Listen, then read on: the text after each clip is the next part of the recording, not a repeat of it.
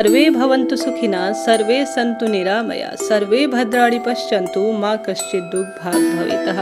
अर्थात वेद शास्त्रों में कहा गया है सभी जन सुखी होवे, सभी रोग मुक्त रहे, सभी मंगलमय घटनाओं के साक्षी बने और किसी को भी दुख का भागीदार न बनना पड़े। वेद शास्त्रों में कही गई इस प्रार्थना को आपको रोज नित्य कर्म में पूजा पाठ के समय या अपने दिन की शुरुआत करते हुए बोलना चाहिए। सभी में अगर आप सबका नाम लेते हैं, सभी के लिए प्रार्थना करते हैं तो उन सब में सबसे पहला आपका नंबर आता है। जय माता दी दोस्तों, स्वागत है आपका आपके अपने चैनल में। मकर संक्रांति के पावन पर्व से माघ महीने की शुरुआत हो जाती है और इस दिन से कई तरह के सुंदर और श्रेष्ठ नियम लेने का शास्त्रों में विधान है। ऐसे में इस दिन से महिला पुरुष सभी धर्मराज की कहानी का श्रवण और कई तरह के सुंदर नियम और कई कथाओं का रसवादन करते हैं माघ महीने में। और मकर संक्रांति के दिन सुनी जाने वाली सभी कथाओं का रसवादन इस वीडियो में करेंगे। देर न करते हुए आरंभ करते हैं। आप सभी मेरे साथ बोलिए हर हर महादेव, जय माता दी, ओम श्री विष्णवे नमः। आप सभी के इष्ट पितृ देवी देवताओं को कोटि कोटि प्रणाम करते हुए आज का वीडियो शुरू करते हैं। सबसे पहले धर्मराज जी की कहानी। एक समय जब पृथ्वी लोक पर बब्रुवाहन नामक एक राजा राज्य किया करते थे। उसके राज्य में किसी भी चीज की कोई कमी नहीं थी। इसी राज्य में एक हरिदास नामक ब्राह्मण भी निवास करता था। उसका विवाह गुणवती से हुआ जो कि बहुत ही धर्मवती और पतिपरायण थी। गुणवती ने अपना पूरा जीवन सभी देवी देवताओं की उपासना में लगा दिया और वह सभी प्रकार के व्रत भी किया करती थी और दान धर्म भी किया करती थी। इसके अलावा अतिथि सेवा को वह अपना धर्म मानती थी। ऐसे ही ईश्वर की उपासना करते हुए वह वृद्ध हो गई। जब उसकी मृत्यु हुई तो धर्मराज के दूत उसे अपने साथ धर्मराजपुर लेने आए। यमलोक में एक सुंदर सिंहासन पर यम धर्मराज विराजमान थे और उनके पास ही चित्रगुप्त भी बैठे थे। चित्रगुप्त जी जब धर्मराज जी को प्राणियों का लेखा जोखा सुना रहे थे तभी यमदूत गुणवती को लेकर पहुंचे। गुणवती यमराज को देखकर थोड़ी भयभीत हुई और उसका मुंह नीचे की ओर खड़ी होते हुए वह जो है पूर्ण रूप से भगवान का स्मरण करने लगे। फिर चित्रगुप्त ने गुणवती का ब्यौरा निकाला और उसके सामने जो है संपूर्ण उसके सामने ही धर्मराज जी को बात बताई। धर्मराज जी ने गुणवती का पूरा ब्यौरा देखा और वह प्रसन्न हुए, लेकिन फिर भी उनके मुख पर थोड़ी सी उदासी छा गई। यह देखकर गुणवती ने पूछा, हे प्रभु, मैंने तो अपने जीवन काल में सारे सत्कर्म ही किए हैं, फिर भी आपके मुख पर उदासी क्यों छाई हुई है? इसका क्या कारण है? प्रभु, मुझसे कहीं पर कोई भूल हुई है क्या? कृपया मुझे बताएं। तब धर्मराज जी बोले, हे देवी, तुमने सभी देवी देवताओं के व्रत उपवास किए हैं, लेकिन कभी भी तुमने मेरे नाम से कोई पूजा या पाठ या दान नहीं किया। धर्मराज की बात सुनते ही गुणवती क्षमा याचना करने लगी और कहने लगी कि हे प्रभु, मुझे अपनी उपासना के बारे में कुछ बताइए। मुझे आपकी उपासना का कोई ज्ञान नहीं था। कृपा करके मुझे कुछ भी ऐसा उपाय बताए जिससे कि मैंने जो मुझसे भूल हुई है वह मुझे क्षमा प्रार्थी हो और आपकी कृपा का मैं पात्र बनूं।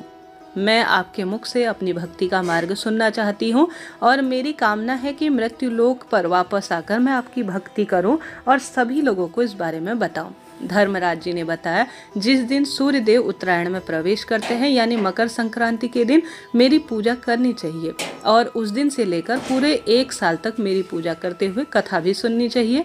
साथ ही मेरी पूजा करने वाले व्यक्ति को धर्म के इन 10 नियमों का अवश्य पालन करना चाहिए। पहला नियम है धीरज यानी संतुष्टि रखना। दूसरा, अपने मन को वश में रखना और सभी को क्षमा करना। तीसरा, किसी प्रकार का दुष्कर्म नहीं करना। चौथा, मानसिक और शारीरिक शुद्धि का ध्यान देना। और पांचवा, अपनी इंद्रियों को वश में रखना। छठे, पूरे विचारों को अपने मन में न लाना, बुरे विचारों को अपने मन में लाना। सातवां, पूजा पाठ और दान पुण्य करते रहना। व्रत करना और व्रत की कहानी सुनना।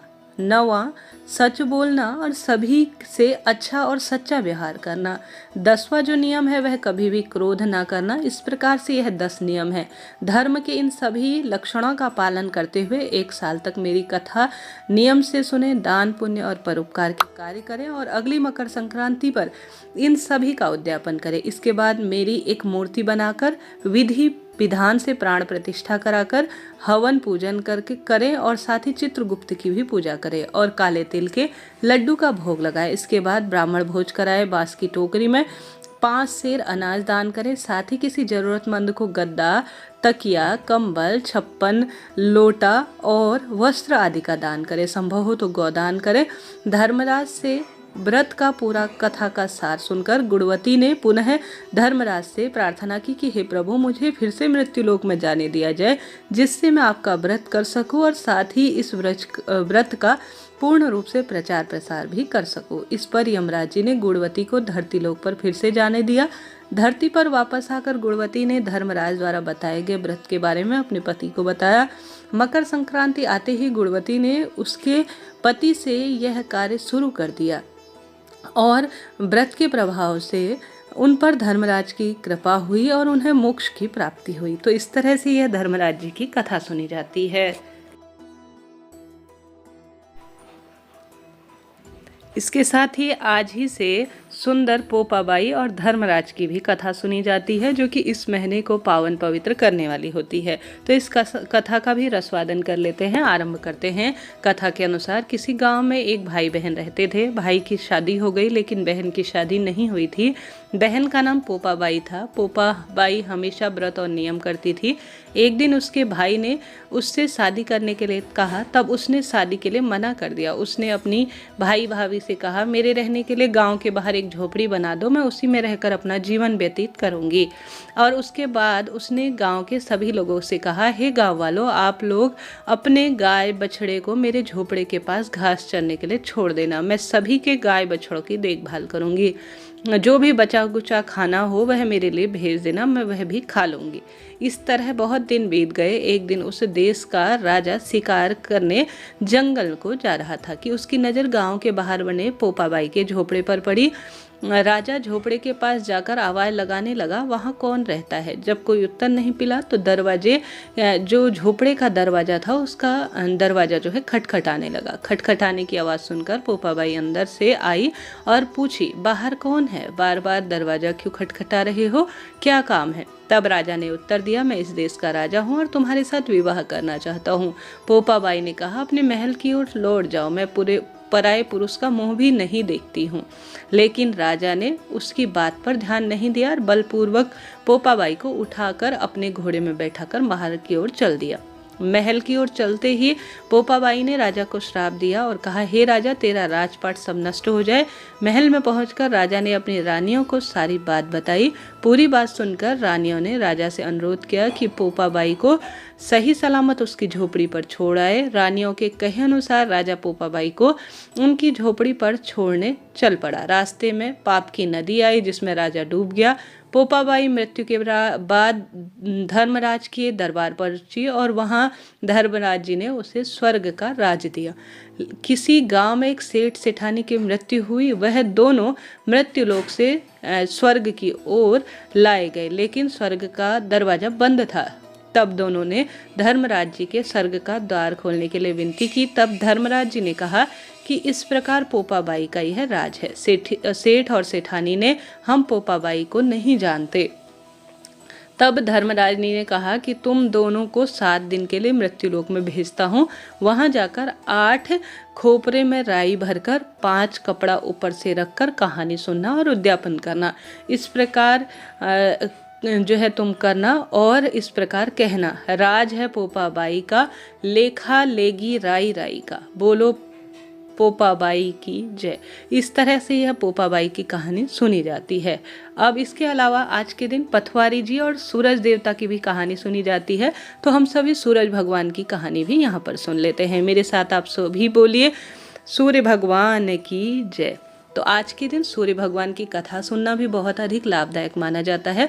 तो सूरज भगवान की कथा इस तरह से है। सूरज भगवान रोज उठते और जग में प्रकाश देने चले जाते। एक दिन भगवान को लगा कि राणा दे सूखती चली जा रही है, तो राणा दे से पूछने लगे कि तुम्हारे मन में क्या है। राणा दे बोली, मेरे मन में खीर खांड की भोजन की बड़ी इच्छा है। भगवान बोले, मांगा भी तो क्या मांगा, ये तो हम रोज ही खाते हैं। राणा दे बोली, भगवान आप खीर खांट के भोजन जीमते हो, मैं तो खट्टी राबड़ी ही जीमती हूँ। भगवान बोले, राणा दे तुम झूठ बोलते हो, एक जैसे भोजन मेरी माँ हमको देती है। राणा दे बोली, सुबह आप मेरी थाली लेना, मुझे आपकी थाली दे देना। दूसरे दिन जीमते समय भगवान ने पानी के गिलास को टक्कर देकर गिरा दिया। माताजी बोली, तुम मत उठो, मैं दूसरा गिलास भर कर देती हूँ। माताजी गए, इतने में भगवान ने थालियाँ बदल दी। राणा दे ने तो जल्दी ही खीर खांट के भोजन को कर लिया, पर सूरज भगवान को खट्टी राबड़ी भाई नहीं और थाली पर बैठ गए। माताजी बोले, आज इतनी देर क्यों लग रही है? भगवान बोले, आज तो खीर खांट खट्टी लगी। माताजी बोले, राड दे की थाली आपने क्यों ले ली? भगवान कहने लगे, माँ आपने घर में हम 2 ही जने हैं, जिसमें से 2 भात है। मैं नियम पालन और मेरे घर पर ही ऐसा होता है, तो भगवान कैसे हम सभी का कल्याण करेगा? तो दुनिया में क्या होगा अगर हम ही नियम का पालन नहीं करेंगे? घर में एक जैसा खाना, एक जैसा सब कुछ बने तो अति उत्तम रहेगा। वहाँ से वह कुम्हार के गए और बोले, 2 पेट की हांडी किस कुम्हार ने बनाई? रत्ना कुम्हार को लगा, आज तो भगवान आए हैं, माझी तो 1 टका ही देती थी, यह 2 टका देंगे। और कुम्हार बोला, मैंने बनाई। भगवान बोले, आज के बाद 2 पेट हांडी के बनाए तो तेरे सहस्त्र पेट कर दूंगा। कुम्हार बोला, मेरा तो 1 पेट भरना मुश्किल है, सहस्त्र हो गए तो कैसे भरूंगा? मैं अब 2 पेट की हांडी ही बनाऊंगा। इस तरह सूरज भगवान ने दुपात मिटाई, अर्थात एक जैसा व्यवहार की उन्होंने बात कही। इसके साथ ही आज विनायक जी की कथा सुनना भी इस महीने बहुत महत्वपूर्ण माना जाता है। संभव हो तो आज आप सभी पूर्ण रूप से गणेश जी महाराज की भी कथा सुनिएगा। मेरे साथ आप सभी बोलिए, ओम श्री गणेशाय नमः। गणेश जी की कथा के अनुसार एक बार गणेश जी एक छोटे बालक के रूप में चिमटी में चावल और चम्मच में दूध लेकर आए। वह हर किसी से कह देते कि कोई मेरी खीर बना दो, कोई मेरी खीर बना दो। एक बुढ़िया बैठी थी, उसने कहा, ला मैं बना देती हूँ। वह छोटा सा बर्तन चढ़ाने लगी। तब गणेश जी ने कहा, दादी माँ छोटी सी भगोनी मत चढ़ाओ, तुम्हारे घर में जो सबसे बड़ा बर्तन है वह चढ़ा दो। बुढ़िया ने वही चढ़ा दी। वह देखती रह गई कि उसका तो पूरा घर भर गया है। गणेश जी बोली, दादी माँ, गणेश जी बोले, मैं नहाकर आता हूँ, खीर तब तक तैयार रखना।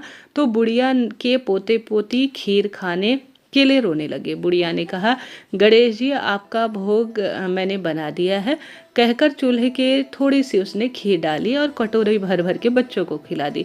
पड़ोसन भी देख रही थी। बुढ़िया ने सोचा वह चुगली करेगी, सो उसको भी कटोरा भर कर दे दिया। बेटी बहू जो है पास में ही था, तो चुपके से एक कटोरा भरकर उनको भी खीर खिला दी और कटोरा चक्की के पीछे और छुपा दिया। फिर भी गणेश जी नहीं आए। बुढ़िया को खूब भूख लगी थी, तो एक कटोरा खीर का जो है बुढ़िया ने भी किवाड़ के पीछे बैठकर खा लिया। एक बार फिर से कहा, गणेशा आजा, तेरा भोग लगाना है, नहीं तो मैं खाना खाना शुरू कर दूंगी। तब गणेश जी आ गए। बुढ़िया ने कहा, आजा रे गणेशिया, खीर खा ले, तेरी ही राह देख रही थी। गणेश जी ने कहा, दादी माँ मैंने तो खीर खा ली। बुढ़िया ने कहा, कब खाई? गणेश जी ने कहा, जब तेरा पोता पोती खाई तब मैंने खीर खाई, जब पड़ोसन ने खाई तब भी मैंने खाई, जब तेरा बेटा बहू ने खाई तब भी तूने मुझे पूर्ण रूप से पेट भर के खिला दी। बुढ़िया ने कहा, बेटा और सारी बात तो सच है, पर बहू बेचारी का तो नाम मत ले, वो तो सुबह से ही काम पर लगी है, उसे खीर कब खिलाई? गणेश जी ने कहा, चाकी के नीचे देख जूठा कटोरा पड़ा है, तूने तो मेरे भोग तो लगाया था, वैसे तो मैंने सभी खा डाली। बुढ़िया ने कहा, बेटा घर की बात है, घर में ही रहने दे, बता बची हुई खीर का क्या करो? गणेश जी ने कहा, पूरी नगरी को जिमा दे। लोगों को न्योता दिया तो सब हंसने लगे, बोले कल तो खाने को घर में नहीं था, आज नगरी में पूरा भोजन कराएगी। फिर भी लोग आए और ठाट से खा के गए। नगरी जीमना दी और तब भी पूर्ण रूप से जो तपेला था जिसमें भोजन बना हुआ था वह भरा ही था। राजा को पता लगा तो बुढ़िया को बुलाया और कहा, क्यों बुढ़िया, ऐसा तेरे पास कौन सा चूल्हा और पतीला आ गया है, हमें भी बता। बुढ़िया ने कहा, राजा जी आप भी ले लो। राजा जी ने खीर का जो है पूर्ण जो उनका राज दरबार था उसे भी जो है पूर्ण रूप से मंगा लिया और खाते ही खाते वह बोले कि इसका जो चूल्हा है और जिस पर यह भोजन बनाती है उसे पूरे महल में ले आओ। महल में जैसे ही आए वैसे ही उसके चूल्हे में और खीर में लाते ही कीड़े मकोड़े बिच्छू और दुर्गंध देने वाले कीड़े उसको दिख गए। राजा ने कहा, बुढ़िया अपना चूल्हा वापस ले जा, जैसे पहले तू लेकर गई थी। बुढ़िया ने कहा, राजा जी आप देते तो मैं पहले भी नहीं, अब मेरे लिए गणेश जी ने दिया है तो मैं क्या कर सकती हूँ। बुढ़िया ने जरा सा उसका वह चूल्हा वापस लेकर चले गई। जैसे ही बुढ़िया ने हाथ लगाया खीर में से सुगंधित खुशबू आने लगी। घर आकर बुढ़िया ने गणेश जी से पूछा, बची हुई खीर का क्या करूँ। गणेश जी ने कहा, झोपड़ी के में कोने में एक गड्ढा खोद और उसमें गाड़ दे, उसी जगह सुबह उठकर वापस खोदना तो तेरे जो है धन संपदा के भरे हुए घड़े मिलेंगे। ऐसा कहकर गणेश जी अंतर्ध्यान हो गए और जाते समय झोपड़ी के लात मार गए तो झोपड़ी के स्थान पर महल खड़ा हो गया। सुबह बहू ने फावड़ा लेकर पूरे घर को खोदा तो कुछ भी नहीं मिला। बहू ने कहा, सासू जी थारे गणेश जी तो झूठे हैं। सास ने कहा, बहू मारे गणेश जी तो झूठे नहीं हैं, ला मैं देखूं। वह सुई लाकर खोदने लगी तो टनाटन देखते ही धन के चरे अर्थात घड़े निकले। बहू ने कहा, सासू जी गणेश जी तो साँचे ही है।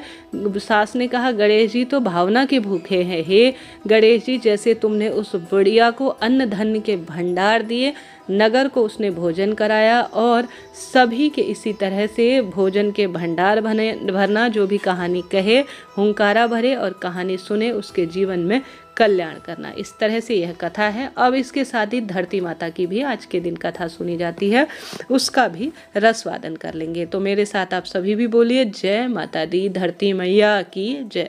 धरती मैया की कथा के अनुसार एक माँ थी, उसके एक बेटा और एक जो है बेटी थी। दोनों छोटे छोटे थे। माँ बहुत गरीब थी, वह मजदूरी करके जैसे तैसे अपना गुजारा कर रही थी। धीरे धीरे बच्चे भी बड़े होने लगे, बेटी शादी के योग्य होने लगी तो बूढ़ी माँ जो है उसके लिए शादी के लिए कुछ देखने के लिए वर जो है गांव-गांव में घूमने लगी। परंतु वह थक हार गई, बैठने लगी कि अब मैं क्या करूं, मैं ही कैसे इसकी शादी करूं, कैसे इसका सामान चूनड़ी और सभी चीज़ें जोड़ूं। बहन ने कहा, यह सामान क्यों लाया है। भाई बोला, तेरी शादी है। मोहल्ले वालों ने बहन से कहा कि तुम्हारा भाई ही शायद तुमसे शादी कर रहा है। बहन ने भाई से पूछा, मेरी शादी किससे कर रहे हो। भाई कुछ नहीं बोला तो बहन समझ गई। उसने एक लोटा लिया, चुनरी ली, चप्पल पहनकर जंगल की ओर रवाना हो गई, क्योंकि उसकी विवाह में कहीं न कहीं बाधा आ रही थी। वह विवाह की बाधाओं से परेशान थी। गाय के ग्वालों ने पूछा, वन में क्यों घूम रही हो। वह कुछ नहीं बोली। वन में जाकर धरती माँ को पुकारने लगी और बोलने लगी कि अब अन्याय हो रहा है माता, तू ही मेरी लाज रखना। मैं क्या करूं, मुझे अपनी गोद में ले लो, नहीं तो यहीं पर मैं मर जाऊंगी। धरती माँ फटी तो बहन ने एक तरफ लोटा, एक तरफ चुनड़ी, एक तरफ चप्पल फेंक दिए और धरती में जाने लगी। इतने में दौड़ता हुआ भाई वन में आया और ग्वाले से पूछा कि उसकी बहन किस तरफ गई। ग्वाले ने कहा, तेरी बहन उधर गई है। वह बहन बहन पुकारता हुआ दौड़ता है तो बहन धरती माँ के अंदर समा जाती है और थोड़े बाल रह गए और बहन के बाल मुट्ठी में पकड़कर वह रोने लगा। बहन तो सत के लिए धरती माँ की गोद में समा गई। मेरी बुद्धि ही भ्रष्ट हो गई थी। माँ का वचन निभाने के लिए मेरे जैसा कोई वर नहीं मिला, इसलिए मेरे मन में ऐसा विचार आया कि मैं ही तुझसे शादी कर लेता हूँ, क्योंकि कोई वर जो है तेरी उम्र अनुसार नहीं मिल रहा था। हे धरती माता, पर धरती माँ ने सत्य के लिए बेटी को अपने में समा लिया। जो बाल बाहर थे वह दूब घास के रूप में परिवर्तित हो उठे। इस तरह से यह सुंदर धरती माता की कथा कहली जाती है। इसलिए औरतें कहानी सुनती हैं और लोटा, चप्पल, चुनरी, बर्तन में हरे मूंग और लड्डू कुंवारी कन्या को देती है और वह धरती माता के इस कथा को सुनकर पूर्ण रूप से सुंदर स्वरूप में सुख पाती है। इस तरह से यह कहानी थी, आपने सुनी। इसके साथ धन्यवाद और आभार। आवश्यक रूप से तुलसी माता की भी कहानी सुननी चाहिए। जैसा कि प्रत्येक माह, खास तौर पर कार्तिक और माघ महीने में तुलसी सिंचन का अपना महत्व है। तुलसी माता की कथा सुनी जाती है तो यह बहुत लाभ देने वाली होती है। तो कथा के अनुसार एक बुढ़िया माई थी, तुलसी जी को नियमित रूप से सिंचन करती और कहते रहती, हे तुलसी माता सत की दाता, मैं तेरा बिरला सींचती हूँ, मुझे बहू दे, पीताम्बर की धोती दे, मीठा मीठा गास दे, बैकुंठ का वास दे, चटक की चाल दे, पटक की मौत दे, चंदन की काठ दे, रानी सा साज दे, दाल भात का भोजन दे, 11 की मौत दे, कृष्ण जी का कांधा दे। तब तुलसी मैया रोज पूजा के समय दीपक लगाते हुए बुढ़िया माई की यह बात सुनती थी और रोज सूखते जा रही थी। तुलसी माता ने कहा कि एक बुढ़िया आती है, वह रोज यही बात कहती है, अब मैं सब तो उसकी मनोकामना पूर्ण कर दूं, परंतु कृष्ण जी का कांधा कहाँ से लाऊं। तो भगवान श्री कृष्ण से उन्होंने यह बात कही। तब भगवान श्री कृष्ण बोले, जब वो मरेगी तब मैं अपने आप उसे कांधा देने जाऊंगा, उसके पुण्य प्रताप अद्भुत है, तू बुढ़िया माई से कह देना। जब बुढ़िया माई मर गई, सब लोग आ गए, जब बुढ़िया माई को ले जाने लगे तो वह इतनी भारी हुई कि वह किसी से उठी ही नहीं। तब भगवान एक 12 वर्ष के बालक के रूप में आए और बालक ने कहा कि मैं कान में एक बात इस बुढ़िया माई से कहूँगा, यह हल्की हो उठोगी। बुढ़िया माई ने कहा, बुढ़िया माई मन की निकाल ले, पीताम्बर की धोती ले, मीठा मीठा गास ले, बैकुंठ का वास ले, चटक की चाल ले, पटक की मौत ले, कृष्ण जी का कांधा ले। यह सुनकर बुढ़िया माई हल्की हो गई और भगवान ने उन्हें कांधा दिया और बुढ़िया माई को विष्णु लोक में स्थान मिला। इस तरह से हे तुलसी मैया, जैसे बुढ़िया माई को मुक्ति दी, धन संपदा का वरदान दिया, उसी तरह से सभी भक्तजन जिन्होंने यह कथा सुनी और पूर्ण रूप से वीडियो का रसवादन किया, कथा का रसवादन किया, उनके जीवन में खुशियां देना, उनके सौभाग्य में वृद्धि देना। इस तरह से यह माघ महीने की संपूर्ण जो कथाएं हैं मैंने आप सभी तक पहुंचाई, आपने सुना, आपका आभार और धन्यवाद। माघ महीना सबसे उत्तम महीनों के रूप में जाना जाता है। इस बार कुंभ मेला लगने के कारण यह और अधिक खास और श्रेष्ठ हो गया है। आप निरंतर इस महीने अपने घर पर गंगा जल और तुलसी मिश्रित अर्थात तुलसी के पत्तों से ब्रह्म मुहूर्त में स्नान करें, माता तुलसी और पीपल वृक्ष का सिंचन करें, सूर्य भगवान की पूजा करें, दान पुण्य जप तप माघ महत्म सुनने में अपना समय व्यतीत करें और प्रभु के नाम मंत्र का जितना संभव हो स्मरण करें। निश्चित रूप से आपके सौभाग्य में वृद्धि होगी और धन संपदा में भी निरंतर वृद्धि होगी। वीडियो को और चैनल को सपोर्ट करते हुए लाइक करें, शेयर करें, सब्सक्राइब करें, कमेंट्स में हर हर महादेव लिखना ना भूले। राधे राधे।